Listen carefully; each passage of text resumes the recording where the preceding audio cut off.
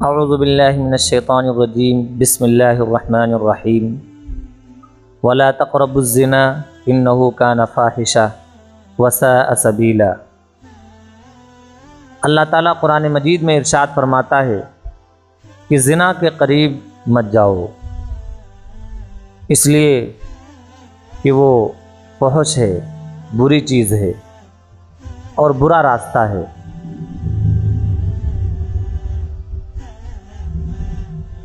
قرآن عظیم کی اس آیت پر اگر ہم غور کریں تو یہ بات سمجھ میں آتی ہے کہ اللہ تعالیٰ مسلمانوں کو برائی سے، بدکاری سے ایک دم پاک و صاف دیکھنا چاہتا ہے۔ زنا کے بارے میں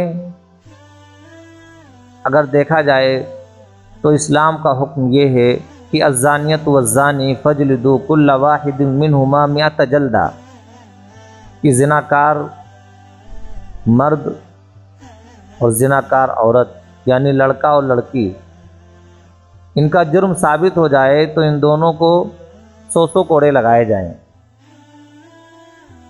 لیکن حدیث کے اندر ہے کہ اگر کوئی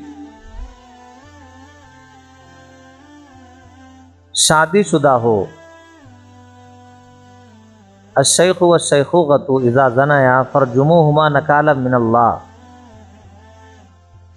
کہ شادی شدہ افراد، بڑے بوڑھے لوگ زناکاری میں مبتلا ہو جائیں تو ان کو پتھر مار مار کے ہلاک کر دو۔ قرآن میں اللہ تعالیٰ حکم دیتا ہے کہ زنا کے قریب بھی مت جاؤ، یعنی یہ نہیں کہتا ہے کہ زنا نہ کرو، بلکہ زنا کے جو اسباب ہیں، جو وسائل ہیں، جو ذرائع ہیں، اللہ تعالیٰ ان سے روکتا ہے۔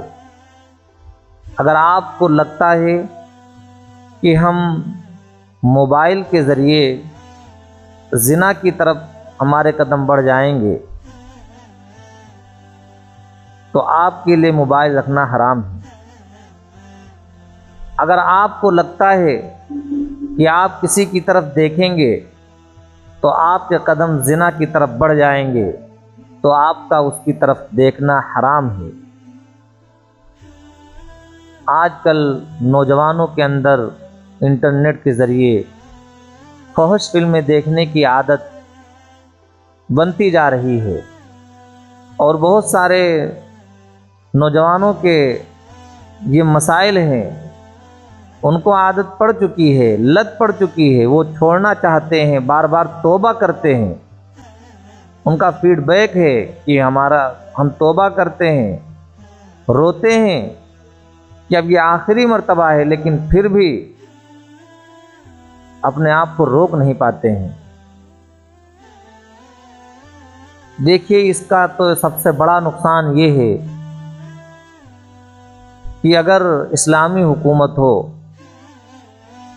تو ظاہر سی بات ہے یہ چیزیں اسباب زنا میں سے ہیں کہ زناکاری کو اگر ہم دیکھیں گے، فحش فلمیں دیکھیں گے تو وہی جذبہ انگڑائی لے گا اور ویسے ہی کرنے کو سوچیں گے، یعنی ہمارا قدم، ہماری سوچ، ہمارے خیالات گندے ہوتے چلے جائیں گے، اور ہمیں تلاش ہوگی کسی ایسے ساتھی کی جو ہماری جنسی خواہش کو پوری کر سکے۔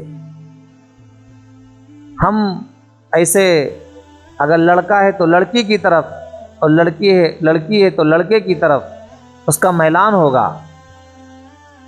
آپس میں تعلقات اس طرح کے بنائے جائیں گے تاکہ دونوں ایک دوسرے کی ضرورت پوری کر سکیں، جبکہ ایک اسلام کا حکم یہ ہے مسلمانوں کے لیے کہ زنا کے قریب نہ جائیں، اور اگر وہ جاتے ہیں تو ان کو 100 کوڑے لگائے جائیں گے، شادی شدہ ہیں تو ان کو پتھر مار مار کے ہلاک کر دیا جائے گا۔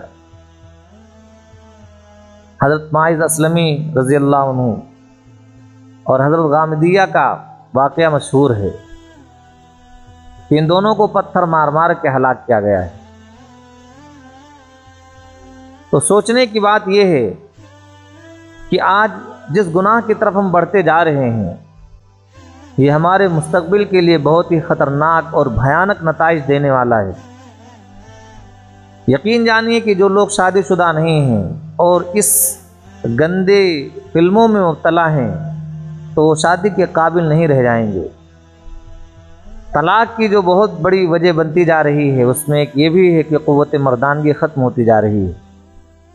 ہم کیسے اپنے آپ کو بچائیں؟ اس کے لیے ہمیں تدبیریں اختیار کرنی ہوں گی۔ سب سے پہلی تدبیر یہ کہ ہم اپنے خیالات پاک صاف رکھیں، نماز کا اہتمام کریں، قرآن کی تعلیمات یعنی قرآن کو پڑھیں، تلاوت کریں، اور تھوڑی دیر بیٹھ کر کے قرآن کے ترجمے اور تفسیر پر بھی نظر ڈالیں کہ اللہ ہم سے کیا کہتا ہے، دنیا میں ہمیں کس لیے بھیجا ہے۔ تو اس سے جب قرآن کا اور حدیث کا مطالعہ کریں گے تو ہمارے خیالات پاکیزہ ہوں گے۔ دوسری تدبیر یہ ہے کہ ہم اچھے لوگوں کے ساتھ رہیں، نیک لوگوں کا ساتھ رکھیں۔ جب ان کی معیت نصیب ہوگی، ان کی مجلس میں بیٹھیں گے تو اس طرح کے خیالات نہیں پنپیں گے۔ تیسری تدبیر یہ ہے کہ قوت ارادی مضبوط رکھیں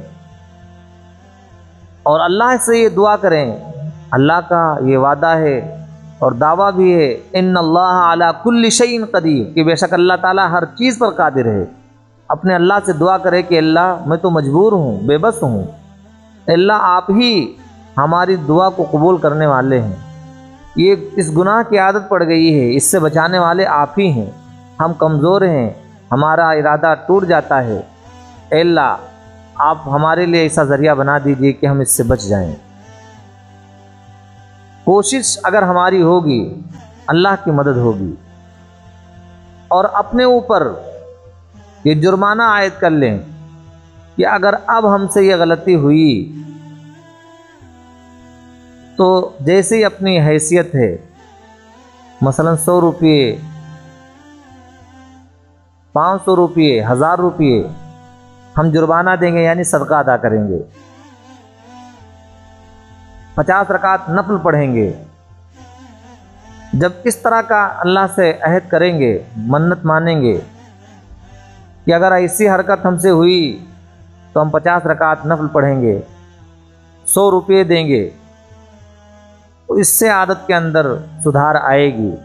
لیکن یہ سب تدبیریں اسی وقت کام آئیں گی جب ہمارا ارادہ مضبوط ہو، ورنہ لڑکے اور لڑکیاں جس طریقے سے فحش فلموں کی طرف بڑھتی جا رہی ہیں اور جو خیالات پنپ رہے ہیں، جس طریقے سے ماحول بنتا جا رہا ہے، اللہ ہم سب کی حفاظت فرمائے اور ہم سب کے گھر والوں کی بھی حفاظت فرمائے، ہم سب کی نسلوں کی بھی حفاظت فرمائے۔ وآخر دعوانا ان الحمد للہ رب العالمین۔